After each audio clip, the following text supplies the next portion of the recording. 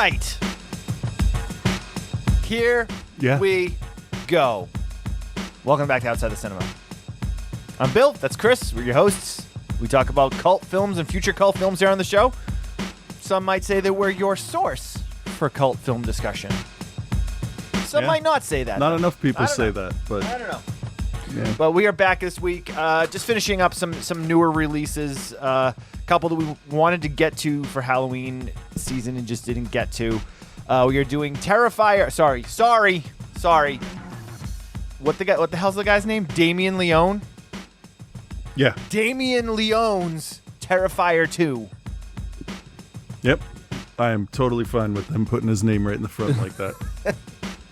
That shit fucking drives me nuts. So Terrifier, Damien Leone's Terrifier 2 and the new David Cronenberg film, Crimes of the Future. Yeah. Which is one I've been looking forward to getting to. Regardless of your thoughts on Cronenberg, he always makes interesting stuff. So those are our two for this week. It's going to be an exhausting show, I think. We will do our best. But both of these films are just a lot in so many ways and in so many different ways. But Terrifier 2 is one that everyone seems to be talking about. It's getting lots of good reviews. I even posted on our Facebook group today asking what people thought of this film and did not get the responses that I expected. Because I felt one way, and the few people that responded felt differently. We'll get into that momentarily, though. Welcome back to the show, guys. How you doing, Chris? I'm all right. All right. I'm tired. Yeah, it's all right. What can you do? I'm not actually too tired. The extra hour of sleep with the clock change actually helped me out pretty good. So I'm feeling pretty good about that. It was nice to wake up today at 6 and have it be light out and not as dark as the middle of the night. So that was cool. I was into that. I'm not. No? I don't like it being dark, getting dark at 4 o'clock. I honestly don't. I never like that. I honestly don't. I like the light in the morning more. I really do. Nah. I do. Disagree. Hey, agree to disagree. When in Rome. Yeah. Yeah, it's not like we can change it. So, I mean, whatever. We couldn't change it. No. There's other people out there that have a bill that are proposing to change it. So, yeah, and I'd be fine with that. Either way, just pick something and fucking stay with it. Totally good with it either way. I don't need it to be light until 9:30 at night, though. I mean, like 7:30 in the summer. That's really nice. It is, but at the same time, like it's hot as fuck. I'm like, you know what? I'd like it to be darker a little bit earlier, so it's not quite so hot at 9:30 at night. Yeah. Either way. If you're listening to the show, I'm assuming it's probably not your first time. Although I guess with the reviews for this week, you could get some first-time listeners. But I ask you kindly, if you like the show and you like what we do, understand that we are a DIY production. We do it ourselves. Consider joining our monthly Patreon, where we post the shows early for everyone. We have some conversations going over there, too, with some people. We do some music shows from time to time. We'll have the end-of-year music show coming up. And I want to get like some bonus stuff going over there, but I'm going to be honest, guys. I'm real fucking busy right now, and I will get to it. Hey. But it's the best way to support the show. The money goes directly into the show. All of the money that we bring in keeps the show alive. It pays for the hosting fees. It helps pay for internet. It helps fix things when they break. So all that money just goes right back into the show to help keep it alive. DIY podcasting, we do it ourselves out of our own pockets. Any help that we can get would be great. Yep. And there's a number of ways you can pay for the year if you want. You don't want that monthly bill hanging over your head. I hate having the monthly payments. I have so many things that I just forget that I sign up for. And then all of a sudden, like, my money disappears. And I'm like, what happened? And I was like, oh, here's these 12 streaming services that I signed up for that I don't watch. So, yeah. But patreon.com/outside the cinema. Feel free to chat with us over there through the message system, whatever works for you guys. Okay. Yeah. All right. Yeah. Let's start with Terrifier 2. I think this is the one that a lot of people want to hear our thoughts on. Before we play the trailer, which I think I actually have ready to go. Famous last Famous words. last every words. week. Yes. We both enjoyed the first Terrifier film, right? I love. I thought it was decent. I even go back and watch All Hallows Eve, even though it's a different art. But I've never actually watched All Hallows Eve or any of the shorts that are related to the Art the Clown character. I did know that they brought a different actor in when Terrifier started. I didn't know if it made a big difference or not, but yeah. Actually, facial expression wise, absolutely is he better? Does. Is the guy that does? Oh, 100%. Okay, cool. The guy doing art now is studied mime. Oh, okay. And the makeup is better in the two movies, but just the way he does stuff, you can tell. Like he's also before we start, a point of correction: Art makes not a single sound. He doesn't breathe heavy. He doesn't grunt when he's hit. Nothing, and he wears only black and white. Art is a mime, not a clown. Oh, interesting. But that notwithstanding, goddamn, does the guy in the suit know how to be a clown? Fair enough. All right, well, let's take a look or take a listen to the trailer for Terrifier 2, and then we'll get into it. Oh, did you figure out what you're dressing up as tomorrow? He wants to dress up as a real guy who murdered 9 people last year. Oh, you're not doing that. It's just a costume.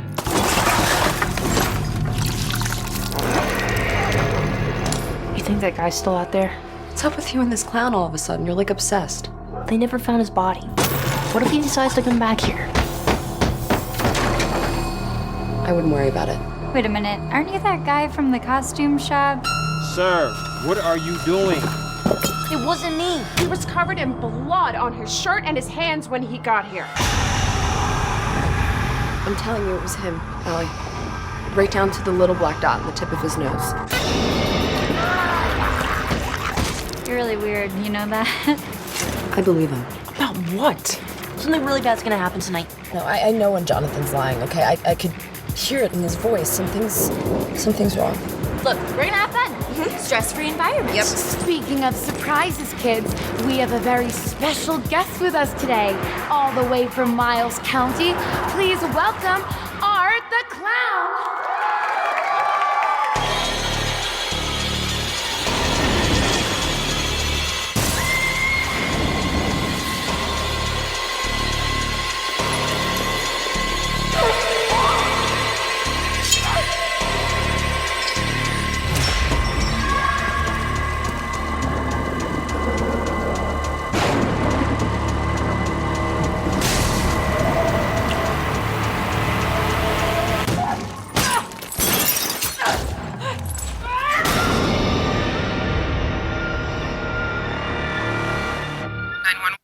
All right.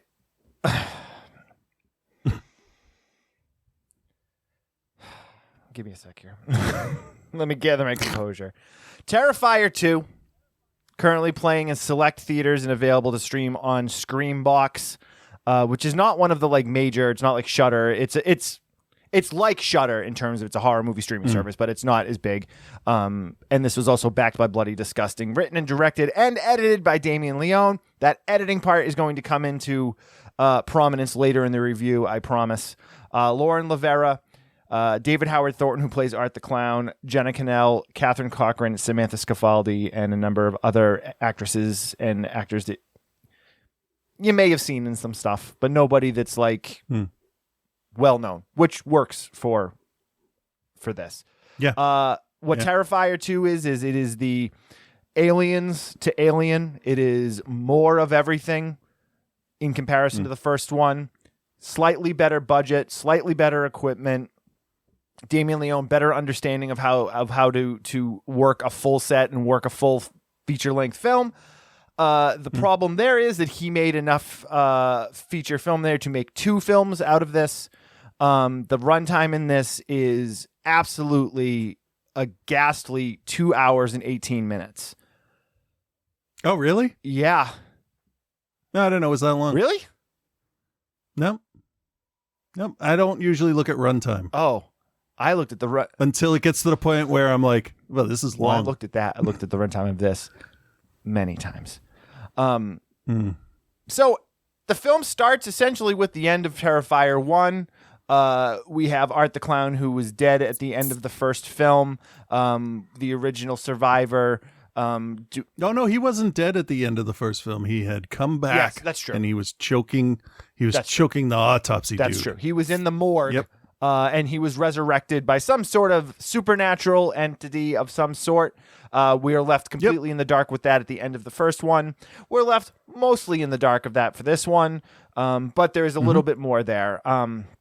So he returns to the town that he terrified 1 year later, where he's been for a year or what's been going on with him for a year. We don't know. Also, doesn't really matter. Nope. But well, I mean, he comes back with an eyeball, and he lost one in the last movie, so he has to go and regenerate or something like that. And you know what, though? As critical as I will probably be with this, as soon as you enter that supernatural angle of this, none of it matters anymore. No, I think it's great. Just none of it matters. Throw in none a of it tiny matters layer of it, and then your killer can be whatever you want it to be. And so the majority of the runtime of this film, he is targeting one specific girl and her younger brother, and kind of anyone who kind of gets in his way or interacts with them or is close to them. It is, slasher fare 101. Yeah. So the best way to not be killed by him is to not be anywhere near him ever. Right. Yeah. Right. So. Yeah. First and foremost, I gather you probably enjoyed this more than I did. Yeah, I don't know why you wouldn't. I mean, this is like straight gorehound stuff. And I don't think I'm a gorehound anymore. Oh, okay. I think this film was really hammered home how much, for me, I need something more. I need something more. First and foremost, special effects, practical effects, almost entirely in this are very, very good. Yeah, very good. Top fucking notch. Absolutely, like A+. But a tiny bit of restraint, I think, would have made it feel better for me. This film goes literally, when you say like going for the jugular, this film goes for the jugular, removes it from your body, cuts it up into little pieces, fries it in a pan, eats it, shits it out, fries the shit, and then feeds it back to you. That's how over the top the violence is in this film. Yeah. They don't cut away from the parts that other wussier slasher movies cut away from. I don't consider it wussy, I don't think. I don't.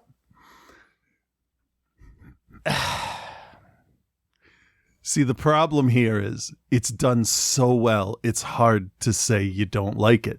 I didn't like. No, it's not hard for me to say it. It's not. I did not like this movie. The thing about Art is he's not a Jason. He's not anybody. He's not any of the old serial killers that we've seen in slasher movies.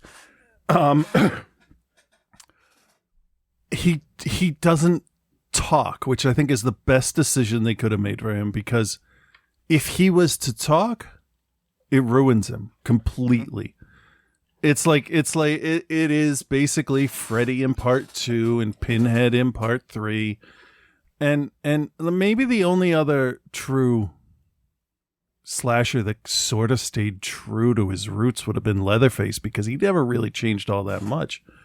But Michael Myers had all kinds of changes, and Freddy got turned into a game show host. And on his second movie, Art is just a fucking knife tornado.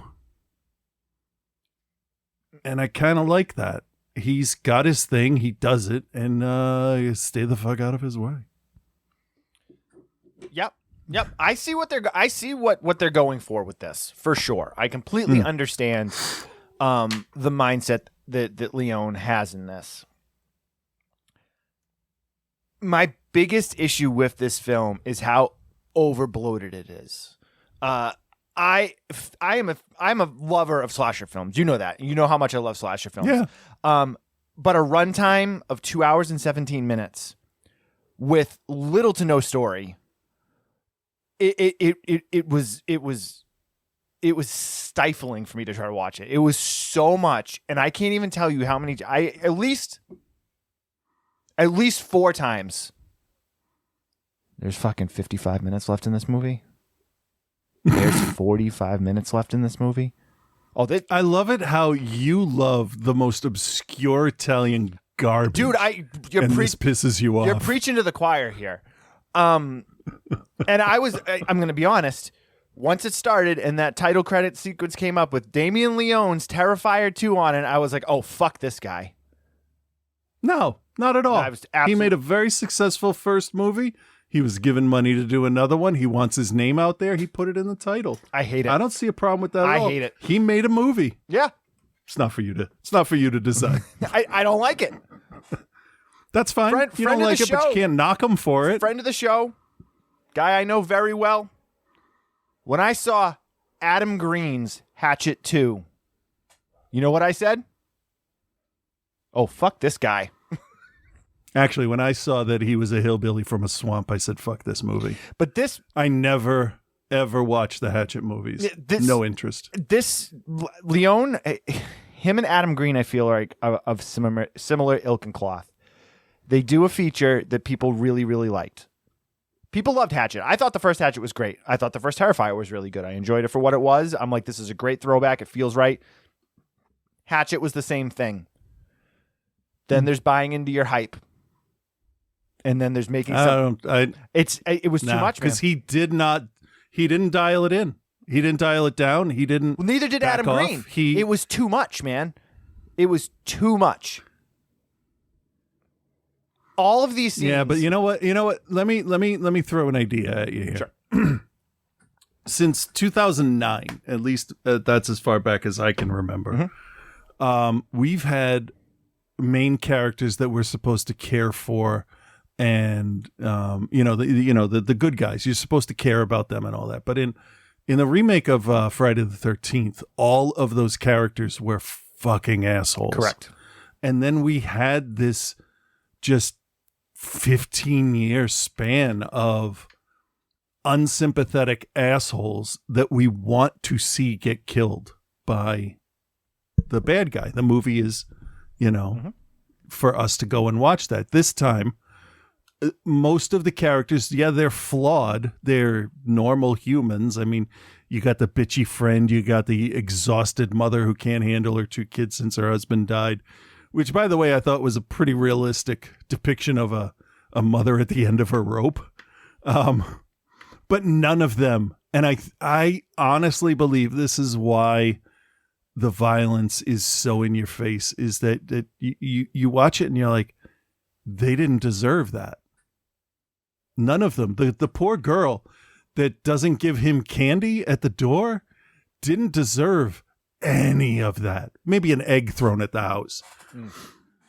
But the fact that it was so violent, so over the top, and those people, even the one that dosed our main character with Molly, who looked like Seth Rogen as a girl, even she didn't deserve anything that happened to her. And that's a big difference. That's a real throwback to the 80s right there, when you want Nancy and Kincaid to make it out and be okay, instead of, oh, when is douchey McDouchebag gonna fucking die? So that, I want to give a lot of credit to that for he knows his horror tropes. He knows his slasher movies. And yeah, I'll concede that Mr. Cameron here needs to hire an editor. This movie but is he's got a lot. 2 hours and 18 minutes long, man. Can you think of any other slasher movie that's even close to that? No, because studios want a short slasher movie that can be shown 6 times a day and make a lot of money in a short amount of time. Right. That's not why he made this. That's the formula, though. You know what I mean? Like, and I understand bucking the fuck trends. The formula. No, but no, it was because never. It was everything. Like, it was all just. It was never going to play in mainstream theaters, so it doesn't matter. No, but it does, because it's not a good movie. It's not a good movie. So it did, like, the idea of. I shouldn't say that it's not a good movie. I did not enjoy it, and okay, it's the type of thing where, like, as I was watching it, I was like, there's no, and I think the other thing is that there's no real cemented storyline going on through this. For two, What's the story of Friday the 13th Part 2? and it's an hour and 23 minutes long. But what's the story? But my point is that if you're going to No, wait, you didn't answer the question. No, you haven't even let me finish The story yet, man. of Friday the 13th is, hey, we're going to go fuck by the lake. Oh, shit, we're dead. No, it's more the There's story. no The story story in is actually slashers. Friday the 13th Part 2 is a revenge story. He's coming back to revenge the death of his mother, and he's taking out people that are entering his woods. But my point is that if this movie was an hour, There's not much there either. no, there's not, and it only runs an hour I'm and just 23 saying. minutes. If this movie ran for 90 minutes, I would look at it in a completely different way, and I would probably See, I don't enjoy care. it a lot That's the more. weird thing is, I don't care about runtime. I care about, the I whole care about finished runtime when product. I'm looking at my watch 25 minutes into it, being like, how is there 2 hours left in this movie? Well, why are you looking at your watch? Because I was 25 minutes fucking into bored it? with it. It was stupid. Then don't watch it. You know, Watch it later. No, explain that. That doesn't make any sense. I'm just giving you a hard time. Don't watch here. it. I don't really watch care. it later. What does that even mean? Watch it later. I can't. If you're in watch a it bad later. mood. I was in a good mood. Well, how late did you? How late did you wait to go watch it? I watched it at 8:15 this morning. Oh, that's the problem. Why? Because I was. Oh shit! I gotta watch this fucking movie. No, I planned to watch it this That's- morning. I wanted to watch it when I was wide awake. I had a cup of coffee. I sat in the studio. I drew the shades. It was the perfect environment for me to watch and enjoy a movie. Okay. But I did not like it. I think that this film, with a different editor, could have run for about an hour and 40 minutes, been much tighter, much more effective. Because when you go that over the top with the gore and make it so unrealistic, it becomes ineffective for me. Like it's not. I don't know, was it unrealistic? Dude, when he fucking kills the girl in the bedroom and he Do you know how much abuse a human body can take? yeah, but your body would go into shock. She wouldn't still be trying to talk and trying to move. No, and but she was out. She was unconscious. she was And the crawling mother- across the floor with her arm torn off. Oh no, not that. I mean, yeah, there's survival instincts. Adrenaline kicks in. The human body can take a fucking lot. Way. No Yeah, way. No, it can. Not that. Absolutely. Not the beating that she took. That girl took. No way. He cut her up. He broke her arm off, and then left the room. No, he did more than that. He stabbed her about 100 times in the spine. He then also slit her throat, stabbed her in the face a bunch of times. Yeah, but that was after. Wasn't it? No, he I jumped don't her on the remember. bed, man. I'm telling you, because I was sitting there watching it, being like, "How is this girl still awake?" But that shit doesn't even matter. But the point is, it's so much, and it doesn't become funny to me. It becomes like, okay, we fucking get it. You're making the most violent movie. Like, I get it. Yeah, here's the thing. I don't think it's supposed to be funny. No, it's not. There's no humor in this movie whatsoever. This is a dark, Well, there are some funny parts. but there's no humor. There are key moments of breaking tension that are very effective, like when he's trying on the sunglasses and he has the flower ones on first. Right. And it cuts to him doing a weird pose. That was okay. I didn't expect that. That was funny. Right, but it's not played for humor. You know what I mean? There it is. For the audience it is, but for our poor girl looking for a set of wings, it's absolutely the scariest thing in the world. Right. And I have to say, she played fear so amazingly well. She was excellent. She was excellent. So she was a stupid character. Who the fuck spray paints in front of candles? That's how we're introduced to her. She's spray painting her wings, the tips of the feathers, gold over top of open flame. And then when her bedroom catches on fire, obviously we're all like, yeah, no shit. Right. Come on. So I think- the plot elements that he adds in to give the character some backstory, like I appreciate that, because, you know, like, how does he get shot in the head and still come back? You know what I mean? So Right. But the issue I think for me was that if you're going to introduce those thematic elements and those storylines, you're going to have to do something with them. and he doesn't really do a lot with them. And that was the other thing that I think frustrated me, because I wanted to get into it, but it was so long, but I wasn't being given anything, and all of the scenes like would go on for far too long. That was, I think, the other main thing was every scene was like 5 minutes longer than it needed to be. And I think that's where if this film was cut into like an hour and 35, hour and 40, you could make it super fucking tight. You would want to question more things because those elements will be there enough. And if you're not going to explain them, and then you're going to plan to have stuff come later on, because he's obviously going to do a third one. There's no question that a third one's going to come. I mean, yeah. And he's building, a horror, franchise character off of this, and that I got no problems with. But like, no, I think Art is a fantastic new horror. I agree. Icon. He's better than Crowley. He's better than what are the Crooked Man and all that sinister shit. Yeah. We're talking about. His look is unbelievable. The makeup is unbelievable. The guy that plays the character is unbelievable. He's got amazingly expressive eyes, for sure. But my biggest issues with this movie fall on the director and the writer, like who's the same guy, also the editor. That's where my issues are. I think everyone that was in the movie did a great job with what they were given. The characters that were there just to be death fodder were in just long enough, like the boyfriend of the other girl coming in, and then her, and then they introduce him a good 20 minutes earlier, which is nice. Yeah, you're given enough. Not just thrown in. You're given enough. There was just the plot developments didn't fit with the way the original story kind of unfolded in the first one. Sometimes when guys like let their ego kind of run wild and are kind of allowed to do anything that they want to do, that isn't always a good thing. And I really feel like this property has a lot of potential. And I mean, obviously it does, because he's already done 3 shorts, and this is the third feature with the character. It's kind of really the second thing. I haven't been able to find those shorts. I don't know where to look for them. I have not seen them yet. I want to say they were on Tubi at one point. I don't know if they still are. Okay. They might be. I don't know, because I'd like to see that.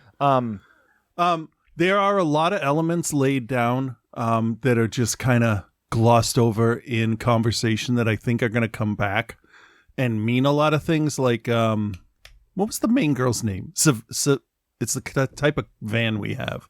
Sienna. Sienna. We have a Sienna. So we find out that her father had visions of the murders in the first movie. Mike, the pesticide guy, and the poor scarecrow girl that was upside down. And also a picture of Art's face. But we also get a real, quick and you miss it of her father had a brain tumor and he started doing things, so he killed himself.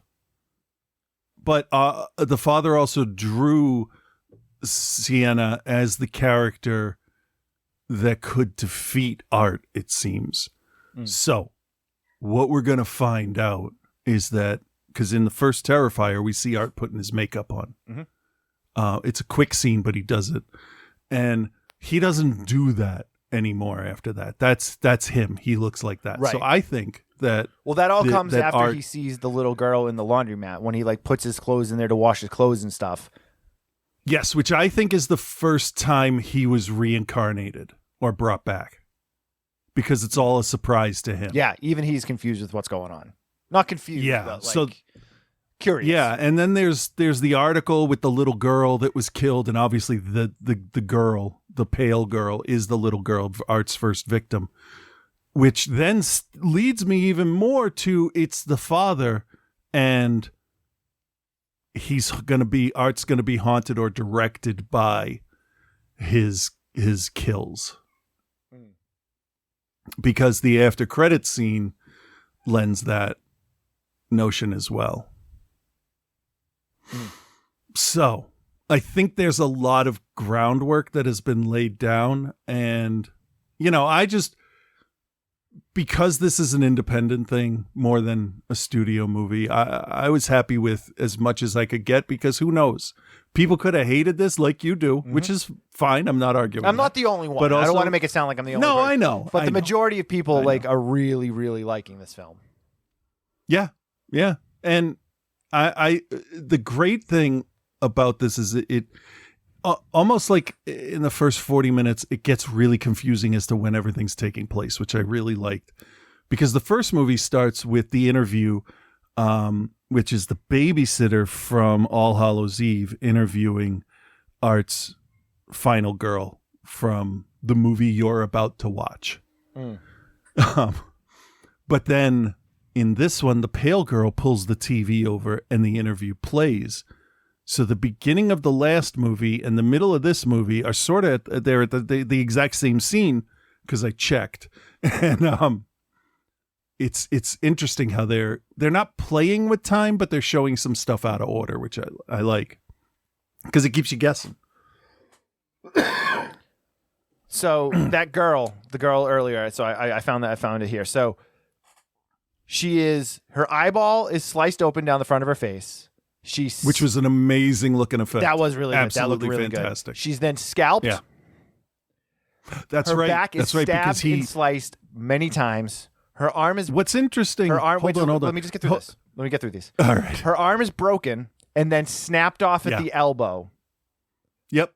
And then her other hand is cut and split down the middle into like two different pieces because it's flopping around. Right. And she's still conscious and drags herself across the floor. And then Art returns and pours bleach all over and then starts rubbing salt into her wounds and then rips her face off. She only made it about 5 feet. You wouldn't have made it anywhere. But what happened to DiCaprio in The Revenant? I never saw it. How bad did that bear beat the shit out I don't know. of I him? never watched it. Oh, okay. That's fair. You remember that woman that was beaten up and eaten by the chimpanzee? Yes. Yeah, that was just as bad. Without the bleach and salt. I'm not saying that it wasn't, but I'm saying is depending on where you're hurt, you can survive. That's all I'm saying. Okay. And Art uses a lot of scalpels, so who's to say that before he died he wasn't a surgeon? You're not wrong. You're not wrong. So you're not wrong. I think we need to see. I can totally see it from your point of view with the amount of information we have now. But we'll see in the end how it all plays out, and then we can argue. Yeah, about I that. think with this, I think they could do one more. Absolutely, but I don't think they can go past that. I don't. No, unless they get really, really inventive or just like super creative with the way it's going to go. This is not a character that we're going to be able to be 20 years down the line with another Terrifier movie. You know what I mean? Like right. This isn't going to be like Halloween where there's going to be 25 sequels. They're going to reboot Terrifier. Like I just don't see that happening. There's not enough to the character. Right. Right. For what it is and the look, I think it's good, but I just don't. Unless he can come up with something really, really really killer. But I think he's not quite the filmmaker yet for that. Well, I think the way this was written seems like he plotted out a trilogy, both of them. Yeah. Okay. I could feel that. So on our Facebook group at Facebook groups, just search Outside the Cinema. I just want to give Scott said, not Reverend Scott, different Scott. I absolutely loved it. It built up on the first film and gave us enough, some say too much, story without answering every single question, which will definitely lead into a third film. The practical effects for the budget they had, I thought, was really well done, and the score was awesome. Very good 80s style synth score. I'll back that up too. Art's got a great theme. For sure. He has a great theme song or whatever you want to call it. See, this is where the stuff is really interesting, though. So he says, for almost a 2.5 hour runtime, it flew by me, though I could totally see that things could have been cut to make it even better paced. Glenn says, I loved it. I've seen it 4 times in the theater and enjoyed it every time. The practical effects are better than they deserve to be considering the budget, and I love the pitch black sense of humor. It's laugh out loud funny at times, as long as you can laugh at horrible things. Yeah. Yeah, I watched this at least twice, and I have to say there was one time where I watched it and I laughed at the violence some of the times, and there was some where I cringed. It all depends. moment to moment on my mood. Right. And then Donnie says that he enjoyed it. I definitely felt the runtime. I think it would have been amazing if it had been edited better. And then Josh Gutierrez says it's still in theaters. He hasn't had a chance to catch it yet. Yeah. Yeah. All right. I mean, we're not really talking about the story because it's so brand new. And there's also there's not much of a story to it. So, all right. All right, Chris, do you recommend and what is your grade for Sergio Leone's Terrifier 2? Yeah, I 100% recommend this. And I'm going to give it an A-. It was everything I had hoped it would be and cringier as well. And cringier in a good way, not in a Star Wars kid kind of way. It's just, it's the I don't understand how movies with tiny budgets can get the effects so right and big budget movies fuck it up. I think, honestly, you know what I think it is? It's the filmmakers care about how it looks. I've talked a lot of shit on this guy tonight, and we'll talk a little bit more shit on him when I give my grade, but I have no doubt whatsoever that he fully is invested and cares about the effects that are going into his films. And I know he had some effects guys with him, but I know he was very involved with the effects and made sure that everything was, done as, practical as they could. So I think the difference is the director and, still caring about it. Whereas like, if you're a director that's hired to do something, you're not going to be as invested in how those effects come out, I don't think. Yeah. All right. So I did not like this. Like, I know. Not really at all. So I'm going to give it that side eye recommend with if you saw the first one and you like slasher films, go into it knowing how long it is, then yes, I recommend it. I think the character is interesting. We have enough on him we don't have any backstory on the character himself, but we've got a little bit of backstory on some of the stuff around it, a little bit more. But I personally don't recommend it to people. Does that make sense in terms of like recommending and not recommending? Because I did not like it. Yeah, you don't like the August Underground stuff and the extreme violence, do you? I can watch it, but I feel like if we're going to compare this to a film, let's compare it to something like a Martyrs. Whereas like there is a heart and there is a soul in Martyrs beneath all that blood and gore that I feel has meaning and has something special to it. This doesn't have. I don't feel that this has that. I don't know if that's fair because Martyrs is talking about no, you're right. Life after death Completely and religion. different It's got heavier things, but this is made with a different mindset. It's not campy, but it's you want the audience to like slap their buddy on the shoulder and go, "Did you see that?" It's that kind of like visceral participation, right? Where laughing is okay, shrieking is okay, covering your eyes is okay, and it's done to entertain. It's not made to disgust. Maybe it is. It is. Maybe it is. I think it is. I think there's parts, obviously, yeah, but I think it's more of a, hey, look what I can do. Right. Well, and that's in a good way. But I think part of that is also the issue too, because honestly, it's so violent and there's so much bloodshed that it gets repetitive. One nasty murder after another, they all felt the same to me. There was nothing like to me that I didn't find anything inventive or interesting about the way that he was killing people. Like in the first Terrifier, like when he cuts that girl in half and shit, like there's some interesting stuff going on in this. This is just a lot of scalpels, a lot of stabbing, and like it just it all like for the 2-hour runtime, I feel like all I did was watch murder after murder after murder, and none of them felt any different. No, to me. See, I saw them all. I didn't. Different. I tried. There's the quick one with the older character in the car, and then there's that poor girl in her bedroom. Totally different. Mm-hmm. But I could see you could cut out the entire Halloween shop segment, but it was so tense and really well done. That was actually one of my favorite parts of the film. I don't think you need to cut out any like scenes fully. I just think he needs to draw it back a little bit. Like so many of those murder scenes go on for like 5 to 10 minutes. They don't need to be that long. Yeah, they don't need. But to I mean, be that I think long. that's part of the point he has with this. I don't know. I'm gonna read some interviews. I want to see what he thinks. So I wanna see what his. But so I feel like was. everything is just drawn out and it's too much. It's too much.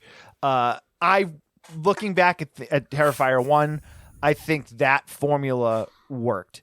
Tight, 80 minutes, like ramping it up throughout, because that film felt like it ramped up. This one hits the ground running within the first like 30 seconds of the movie with fucking gore over the top. Which again, if you're comparing it, Alien and Aliens, like that's kind of the formula. Hatchet 2, same thing. I think it's obnoxiously long, like to a point where like I could not believe how long it was. I would have rather him did 2 films out of this, made it 2 films. You know what I mean? And I didn't like it. I didn't like it. I think there's a good film there. There's just all this other shit around it that's too much. So as far as a grade, I can't go too low because the effects are fucking incredible. The female protagonist too, she was fucking excellent. Art the Clown, he's excellent. Yeah. Even the little brother character, who was annoying at times, but like still did a pretty good job. It did bother me that he was like 14 and he kept calling his mother mommy and daddy. Yeah, that was the thing that bothered me the most is that it looks like he's half giraffe. That dude's neck, I don't know how Art didn't cut his head off, like just by looking at him. That dude's neck is like 2 feet long. Well, there was one part in that where that kid got knocked out towards the end and he wakes up and Art is just chewing on his leg. Yeah. Like he's just eating his leg, and I'm like, okay, that's fucked up. That's fucked up right there. Yeah. But as far as a grade, okay. Yeah. Go ahead.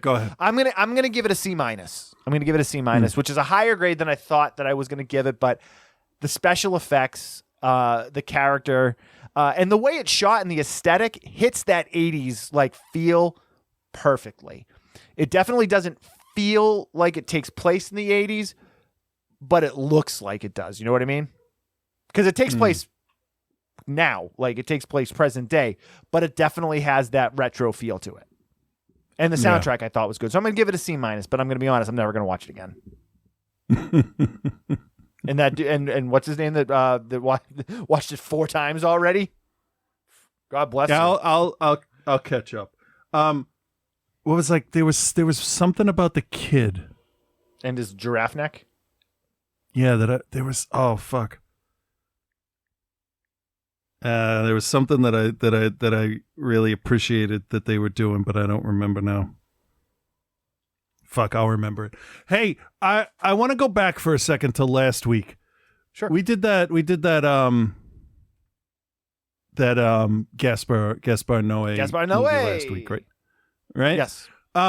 In the 2 shots where they're putting makeup on a woman, it's 2 shots on the screen, but it's multiple shots of them getting her ready, putting makeup on her.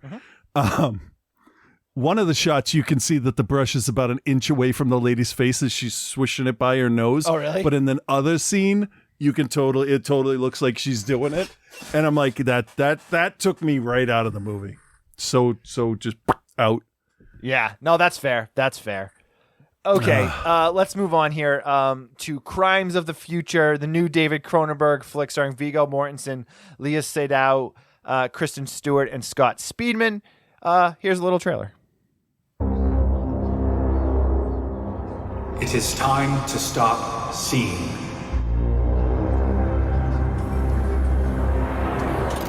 It is time to stop speaking.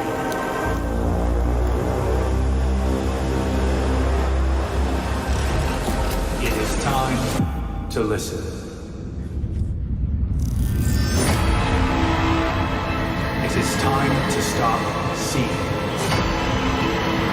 It is time to stop speaking. It is time to listen. Listen. Listen. Listen. Listen.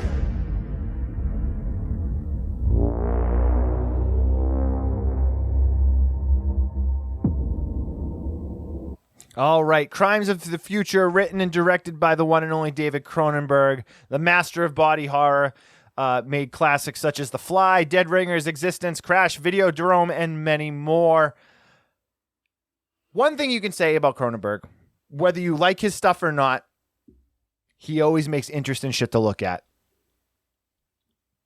His designs are always interesting. I'd be a liar if I said that I understood half the shit that he did, but like, he goes all in, right? Yeah, that's true. That's true. And so over the years, Cronenberg has done, a number of classics. He's kind of stepped away a little bit from his body horror stuff. Like he did History of Violence, and then he did Eastern Promises, Dangerous Method. These films that are not necessarily reminiscent of like the classic Cronenberg stuff. Whether it's Crash or Naked Lunch or any of those films. But he definitely, Dead Ringers too. Like Dead Ringers he's an interesting director, and he always seems to make stuff that something about it is going to be thought provoking.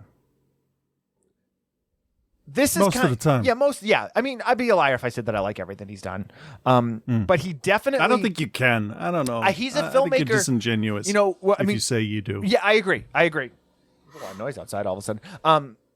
Looking back at his stuff, and then just kind of relating to the discussion we just had about Terrifier 2, and some of the stuff I said about his director, like about that director, is very much like, leaning into kind of your wheelhouse, and doing what you love. And this film very much to me is kind of a return to form for Cronenberg and what, he is trying, what he was known for. Because History of Violence and Eastern Promises, especially, which were both very successful films and both quite good. But you kind of almost forget that they're Cronenberg movies because they're way more standard than what you're used to from him. But then something will happen, like a dude will get his head blown off in the backseat of a car, and you're like, oh yeah, this is a fucking Cronenberg movie. Yep. So, so this one, Crimes of the Future, it stars Viggo Mortensen, Leah Seydow, Kristen Stewart, Scott Speedman, Don McKellar, and a number of other people. The story's a bit convoluted, right? We're dropped into the middle of a new reality and given no explanation at all. So yes, you could say it's convoluted, but also you're the fish out of water. So you're spending the whole movie trying to figure out how the fuck this world works and what happened to get them there. Yeah. It's very much a distant future, but everything feels very fucking old. Yeah. Yeah. It's that Star Wars ideology of no technology is ever going to be perfect, right? Looking after you a long time ago in a galaxy far away, but yet somehow in the future. Hey, they got spaceships. We don't. It's future, future tech, past timeline. There you go. So, IMDb's synopsis: humans adapt to a synthetic environment with new transformations and mutations. With his partner Caprice, Saul Tenser, played by Viggo Mortensen, is a celebrity performance artist. He publicly showcases the metamorphosis of his organs in avant-garde performances. In the simplest way, 100%, that's what this movie is about. In the way it's presented, though, you got to peel back some layers to get there.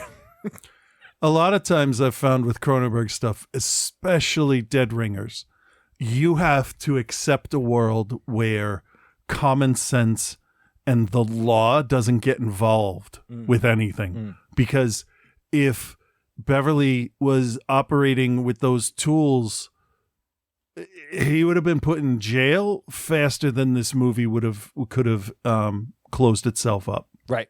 Right. And in this one, it sort of almost feels the same way. It's like, where are the fucking adults?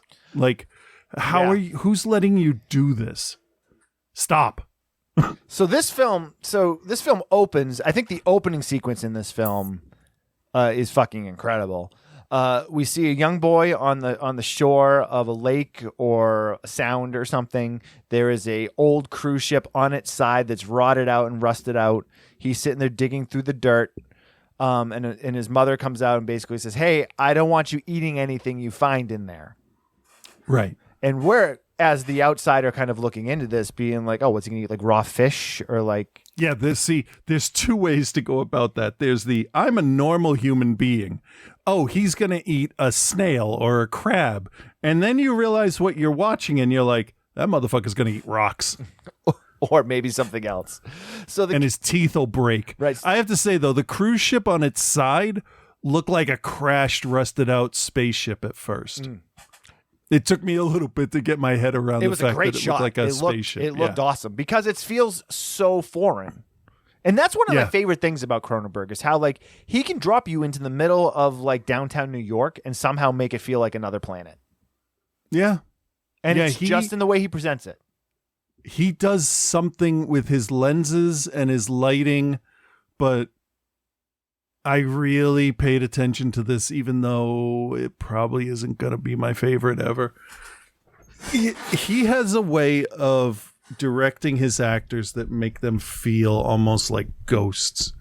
They all talk super slow, not in a bad way, but nobody's in a rush to ever deliver information. It's all like slow contemplations on the current situation and how it's going to affect the person. And I'm not saying this is a bad thing, but that is like a signature of his stuff. Like you see the calm 100%. Seth Brundle talking with his face melting off. He's like, I feel great. I'm better. Yeah. So you can't point to Cronenberg and say it's this one thing that makes it feel like this, because he even gets this in movies like The Crazies, and he did that one, right? Is that what I'm thinking? No, The Crazies is Romero. What am I thinking? Crash? The Brood? Yeah, The Brood. He did The Brood. Okay. Even with a cheap budget, he still gets that weird feeling that the next door parallel dimension is where this is taking place. I think The Dead Zone is the perfect example of that. That movie feels like a dream. Yeah. Yeah. And that's what he carries through, except in this it's more of an unsettling, I don't want to be anywhere near this reality. I'd like to go, please. So Viggo Mortensen's character of Saul and Caprice, played by Leah Seydow, they're this couple that does performance art. He somehow manages to create new organs within his own body.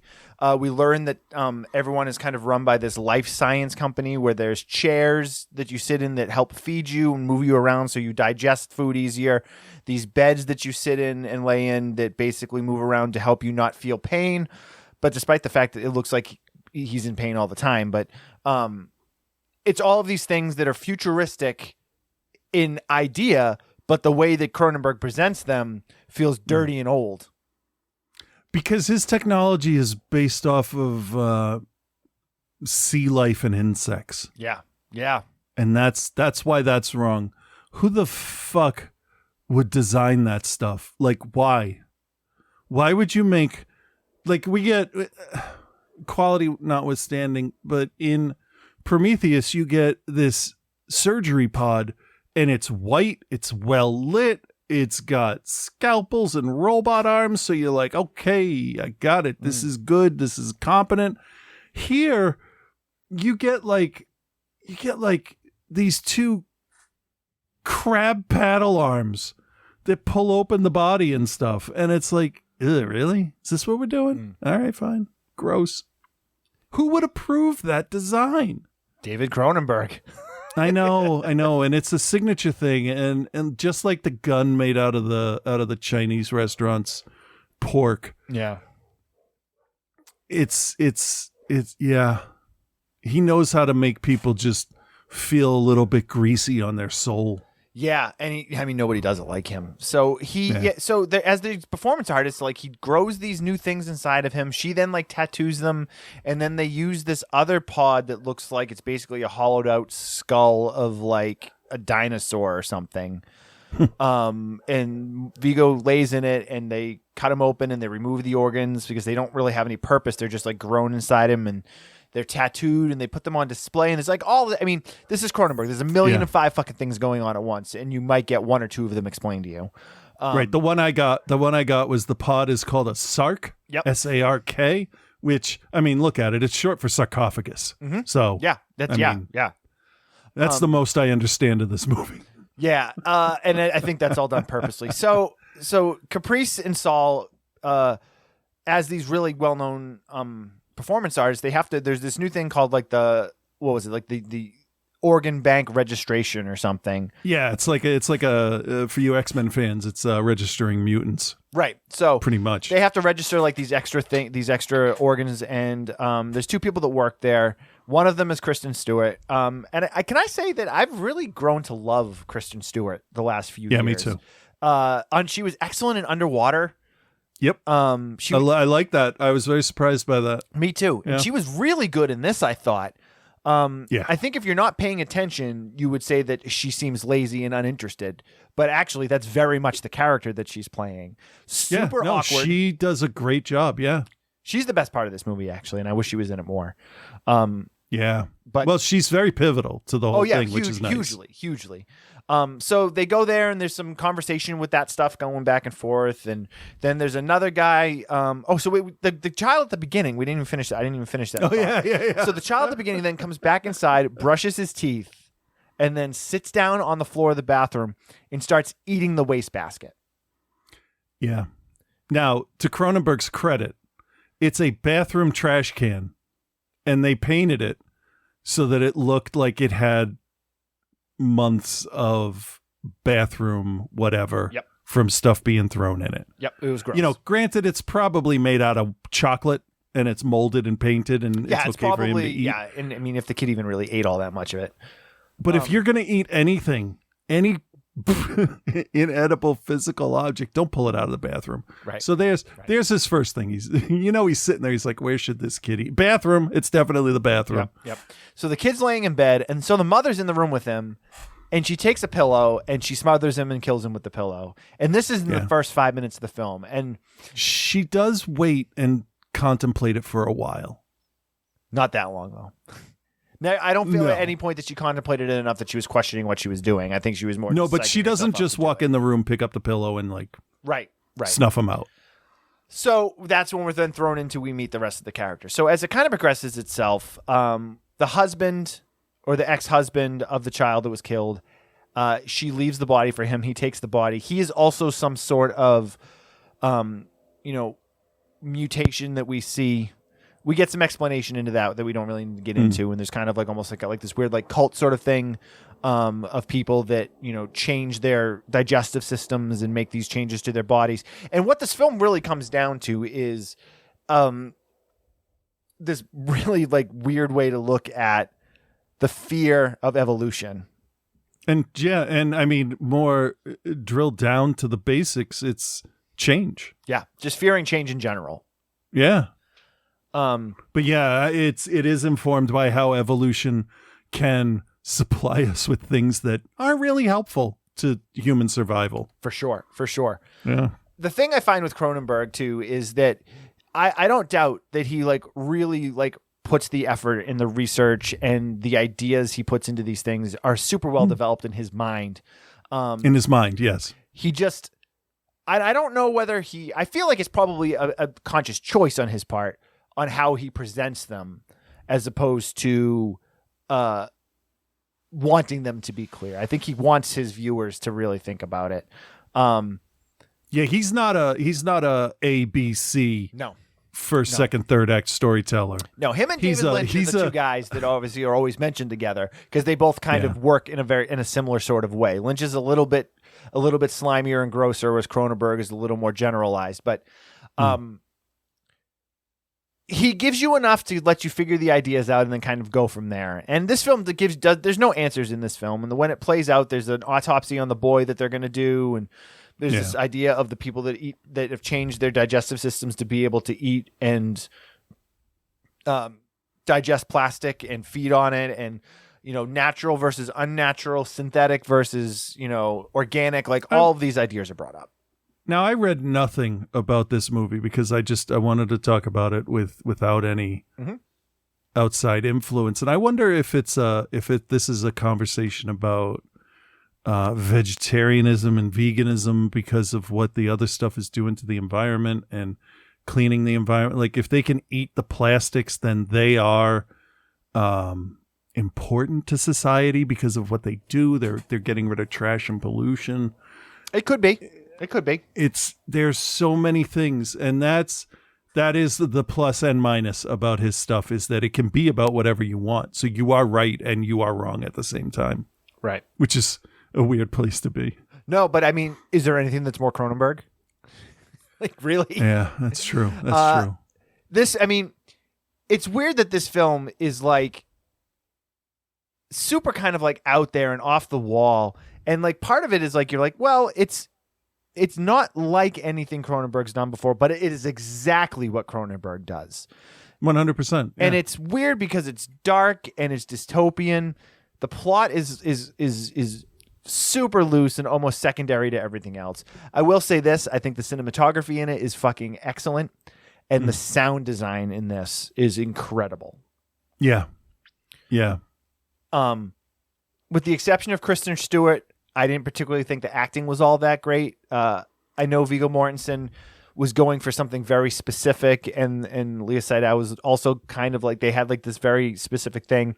Scott Speedman, who you guys might remember from the Underworld films, does his part. He was the father, is that right? He was the father, yeah.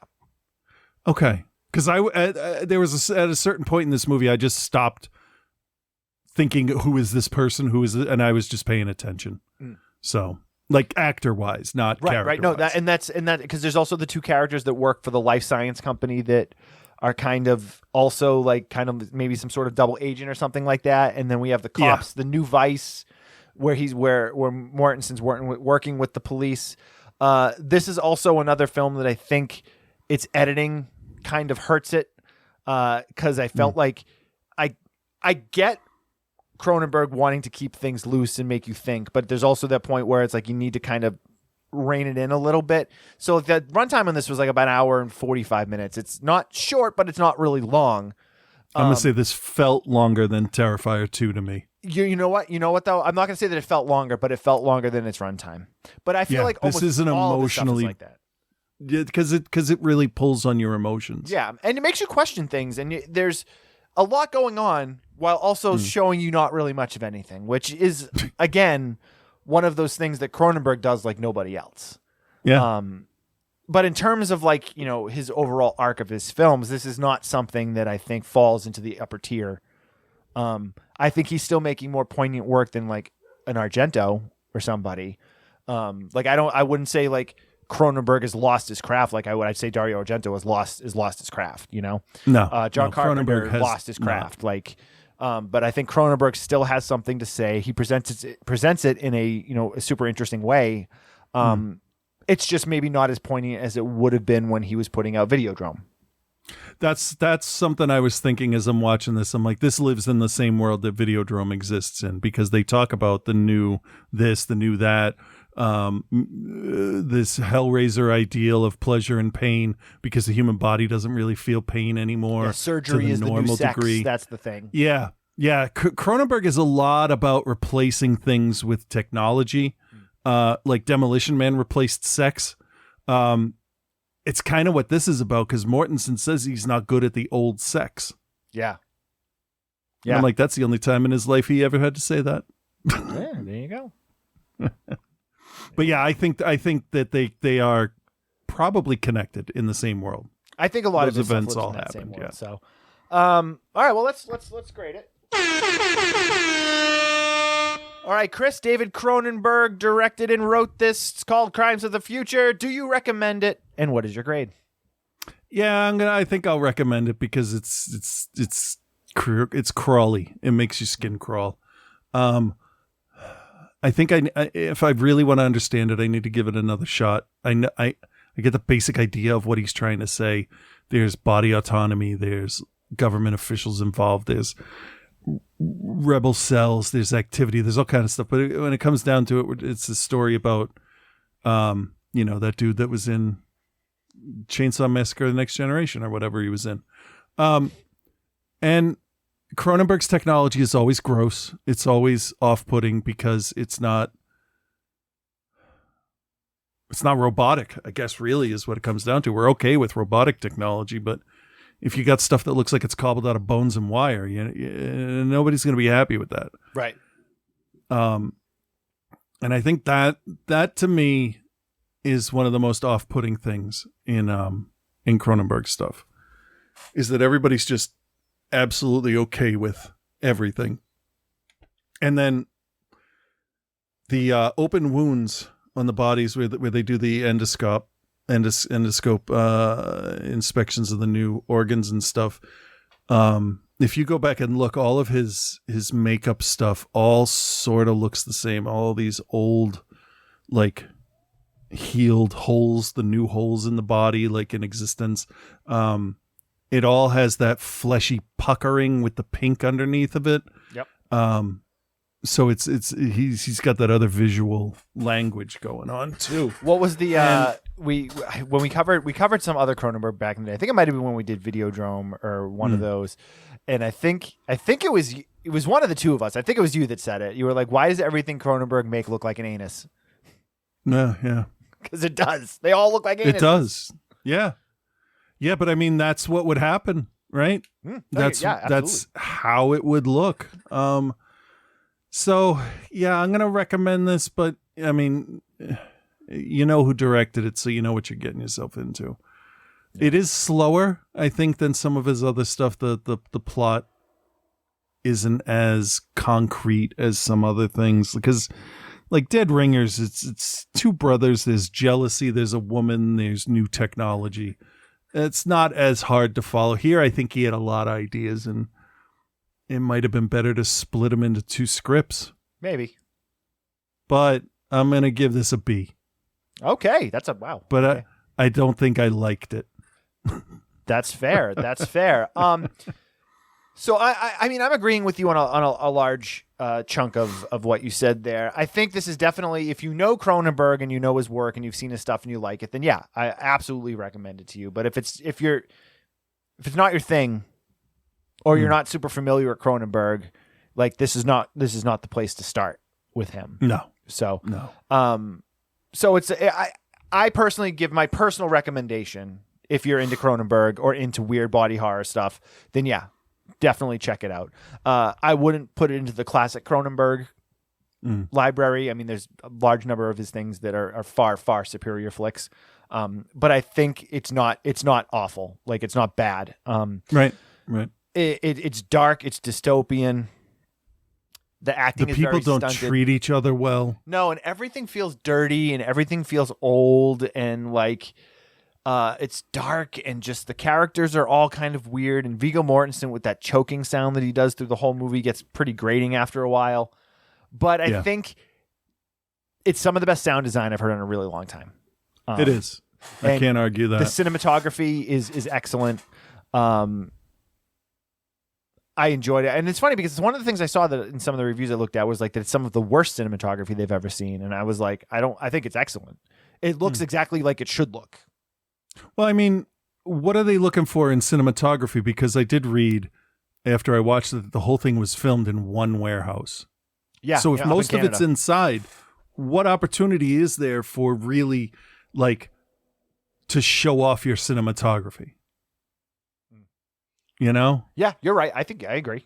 But I mean, I love the look of it for what it was. It looked the way it was supposed to. If it looked bright, it wouldn't work for what they were going for. It's supposed to be dark, closed off, because this is a part of the world that normal people don't see.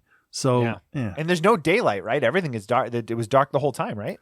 Just at the beginning. there is some outdoor stuff, but I think once the movie proper starts going, I think it's cloudy most of the time, just like overcast. Okay. But yeah, I mean, I think there's some stuff going on. Unfortunately, there's some stretches where it gets pretty boring. Cronenberg is not the type of director to lead you up to a big finale. Because this film actually felt like it was leading to something and then just never really delivered on that. Because he doesn't want to hand feed you the answers. No, and it's it's an artistic choice. I wanted a little bit more, and I feel like knowing that I know Cronenberg stuff, I feel like it's okay for me to say that. I don't want to be that, the film police of like, oh, well, you didn't understand it, or like, you know what I mean? Like, but I didn't understand part of it, and I feel like I'm pretty good with that stuff. There's anything wrong with admitting there are parts of a movie you don't understand. Right. Oh no, I agree. But it's good. It's not great. Right. C+. Okay. C+. Yeah. Speaking of good, not great, Joe. Just Joe in general. Joe's fine. You mean Child's Play, right? What's he on, the fourth one? Is it Seated I think Chucky? so. Is that Bride one of after Chucky? the army one? I don't know. Oh, it might be. Maybe Bride. Well, hello, Bill. Hello, Chris, and hello, OTC Nation. It's your boy Joe here, and this week Bill took me from the military school to, I don't know, Parodyville? Because he made me watch Bride of Chucky. 1998. Fuck, I feel old. The passage of time is subjective, kids. If you'd have asked me without looking it up, I'd have told you this movie was like 10, maybe 15 years ago. Oh my God, me too. Not 25 years ago. I was only 3 years out of high school when this came out. Bill Clinton was president, the economy was doing great, and there was no such thing as QAnon, Oath Keepers, or Proud Boys. I'm reminded of the song by 80s hair metal band Cinderella. You don't know what you got till it's gone. Sick. Mm-hmm. That's how time works, though, and you gotta try to make your space in the current timeline the best place it can be. Sorry for the bitter pill of an opening here, fellas. It is 4:40 in the AM, and I'm in kind of a weird place. Kind of like this movie. You gotta wonder the impetus behind it. It had been 7 years since Child Play 3 killed the franchise like salt on a slug. And one day, David Kirshner and Ronnie Yu, walk into a meeting room at Universal, roll up their sleeves, and are like, all right, motherfuckers, guess what? They pitch the idea for a mishmash of fourth wall breaking, self-parodying, Munsters-esque cheese, and they bought it. So You gotta think they walked out of the room thinking that they just got away with something they shouldn't have. But at the end of the day, this is one of the most highly thought of Chucky movies. So, I don't know, what do any of us know? Maybe the underlying theme of the day is shoot your shot. You never know what might happen. That's fair. Plus, we're going to tease showing Jennifer Tilly's tits like a bunch of times. And if nothing else keeps them watching, that will. Very true. Let's be honest. While Jennifer Tilly is an experienced and talented and actually very, very funny actor, she built most of her career on her rack. And good for her. She's the winner there. Unfortunately, the trade-off is that Katherine Heigl is in this. She's got early billing, so unfortunately, we probably won't be lucky enough to see her get eviscerated. Okay, so Charles Lee Ray's old squeeze Tiffany bribes and then kills a cop who looks like the living version of the squeaky-voiced teen from the squeaky-voiced teen from The Simpsons to steal Chucky's remains from an evidence locker so she can put his soul back in the doll. She quickly realizes that getting back together with an ex is about as good an idea as casting Katherine Heigl in your movie. Mm-hmm. Oh, shit. Wait. So Chucky kills Tiffany and transfers her soul into a doll that looks a hell of a lot like a female Chucky doll, but it's like an emotional blackmail thing. And they're off to New Jersey to get an amulet from Chucky's human corpse by kidnapping Katherine Heigl and her himbo boyfriend as they run away from her cop uncle John Ritter. Okay, no joke here. I'm not sure if the last, 2 paragraphs of this made any sense, but I assure you that's what actually happens in the movie. Okay. Is it just me, or, when you see something with John Ritter in it, does it make you sad all over again that he's gone? It really does. John Ritter was fucking great. Yeah. Side note, the soundtrack to this movie kind of slaps, as the kids said about 10 years ago, except for one glaring track. Somebody, who I don't care enough to Google, does a cover of Patsy Cline's Crazy that sounds like the guy who always, for some reason, got an hour on your local PBS station, arranged and performed it with that one local band that always gets gigs only because their friends come out to support them no matter how many sins against music they create. In Grand Rapids, Michigan, we had a guy named the Great Daryl Nathan on our PBS station, and I implore you, Bill, Chris, OTC Nation, go to YouTube and look up the Great Daryl Nathan. You thank me later. The whole premise here is that Chucky and Tiffany are pulling a Mickey and Mallory while making Katherine Heigl and her himbo boyfriend think they are the ones pulling a Mickey and Mallory, but that the other one is the killer. I'm sure when this was fresh and new that it was like a cute and cheeky way to tell the story. With 2022 eyes, it's like, oh, Jesus, it's one of these movies, huh? It's like Freddy vs. Jason, where every now and then you kind of get a suspicious feeling that they hate made this film. It's not even like that wouldn't occasionally work for a movie, though, but you gotta flesh out your premise a little more than they did here. Like, very quickly after the thrill of Chucky being reanimated and Jennifer Tilly turning into a doll, and basically the setup, as soon as the first act is over and whatnot, it just turns into a road movie where every event makes no sense in its setup, and every plot device is as weak as the indoor kid who had to be forced to participate in field day. I'm kind of back and forth here because despite all of that, there is an underlying cuteness to this film that is undeniable. Chucky and Tiffany are like that couple that are constantly fighting and breaking up and getting back together, and it's all as toxic as New Jersey. But on the other hand, you know they fuck like wildcats. Anyway, at least one thing is consistent throughout the series. The endings are always a little bit flat. Like, this one is the best of the bunch, both in terms of endings and overall movie quality. Like, good setup for a sequel. They knew what they were doing here. Here's the thing. The good. It's cute. Even at its worst, and this is not a fantastic film, even at its worst, it's very cute. Very cute. The bad. Now look, listen. I know that ragging on Katherine Heigl is like ragging on Nickelback. There are dozens upon dozens of examples of worse actors and worse bands. But for one reason or another, they're the poster child. She sucks. Bride of Chucky, despite most of this review, is going to get a B. I know.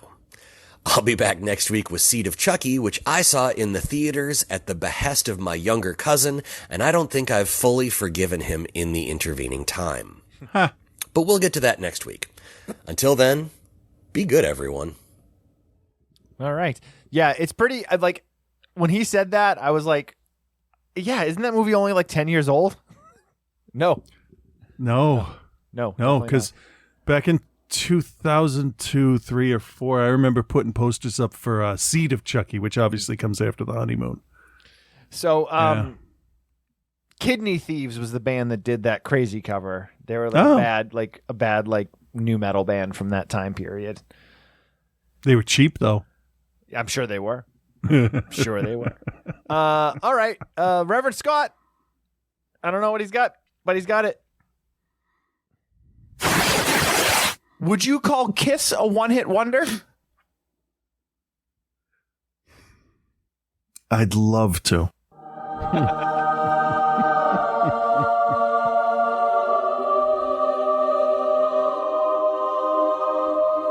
What? Yeah. Holy shit. Yeah. With Reverend Scott. Oh, what the hell? I'm like, I look like a ghost. Dude, are you getting raptured?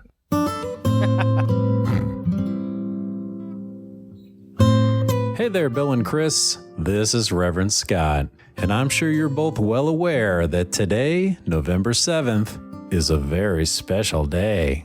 It's my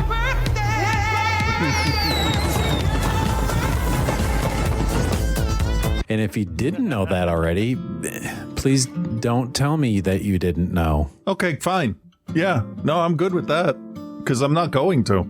But even though I'm sure you both want me to take a day off from the grind never ends. So I'm here to talk about a couple movies again, starting with one that's barely a movie, if I'm being quite honest, because it's like 52 minutes long, and it's called LVX Eterna. Fucking, I don't know how you pronounce that shit, but let's hear a trailer. It's just going to be music and screaming. That seems super fun, but what's it about? Chris, why don't you tell us about the plot? Oh, I don't give a shit about this movie at all. Very cool. So this is a movie by Casper Noé.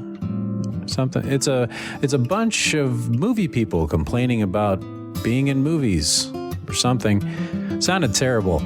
So Bill loved it. He tried to help Chris love it too, but it wasn't working. I was the good guy here. I tried to help you, but yeah. No matter how he tried to explain it or convince Chris it was a coherent story, he was not convincing him. Okay. That makes sense. Yeah. No, I get it. All right. I don't. But at the end of the day, Chris was not loving it. I watched it all the way through the end. It ended, and I'm like, that's where you're going to fucking end it? So since you guys kind of split on this one, I'll grade it right down the middle with a straight C. But the review? This is the most pretentious, self-righteous, jerk-off piece of shit I had seen in a long time. That gets an A. So let's move on to something else. Any suggestions, Bill? Bro, have you seen Barbarian yet? In fact, yes, I have seen The Barbarian, bro.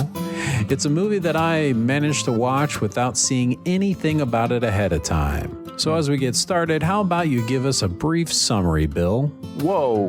Hey, hang on a second. What were you even doing in the basement? What are you talking about? Door here? Like what Like what? Spot on.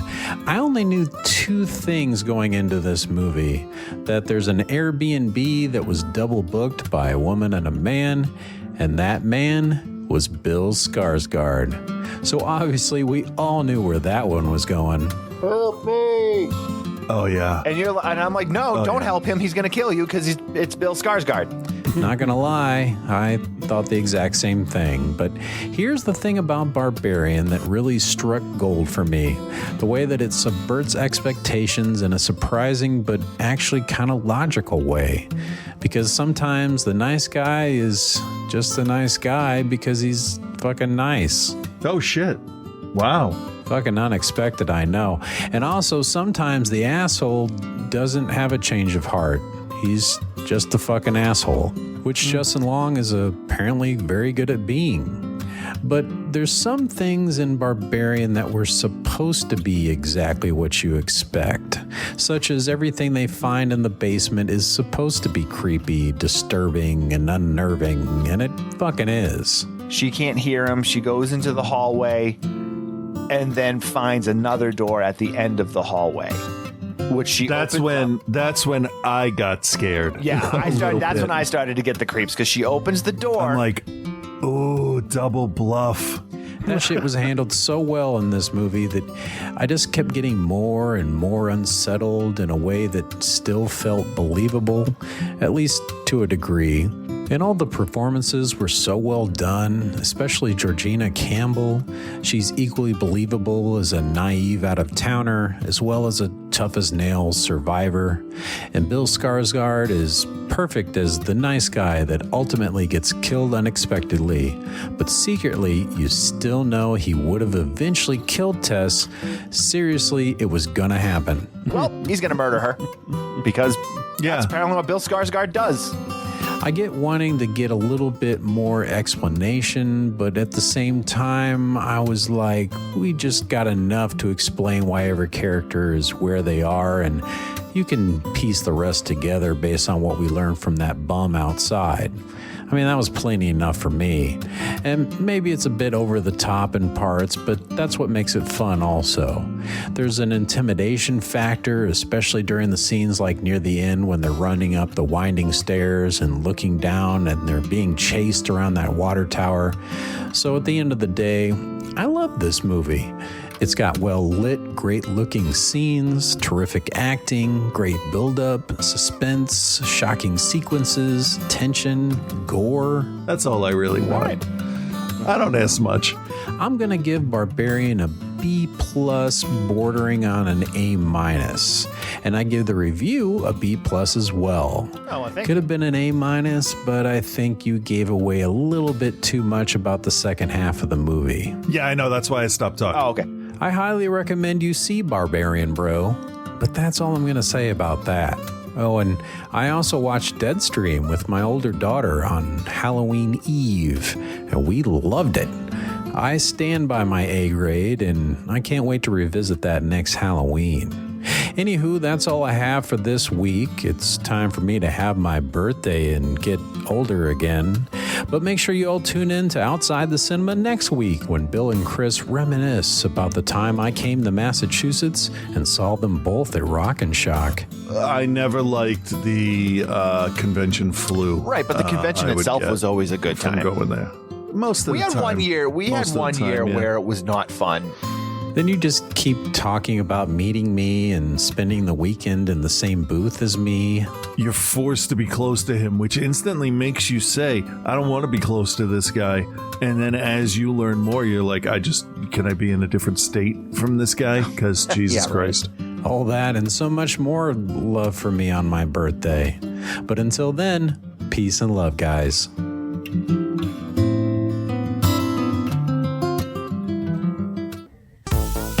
Join our OnlyFans if you want to see more of Chris. Hey, OnlyFans isn't just for butts and boobs. I mean, but so, that's where it lives. It's for penis. Either way, let's take a quick lick. Yeah. Yeah, told you. OnlyFans.com/outside the walls. cinema. Lick. Thanks for listening. Join the OnlyFans. Yep. OnlyFans. I love it. Love it. Well, happy birthday, Scott, you son of a bitch.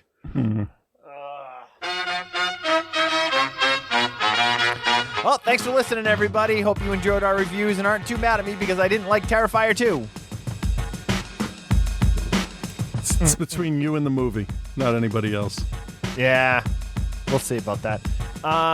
Follow us on Facebook or on Facebook groups Outside the Cinema. Just go to groups, search Outside the Cinema. You can follow us on Instagram at OTC Bill, at Cthulhu. It's really all that's going on. Not a whole heck of a lot else.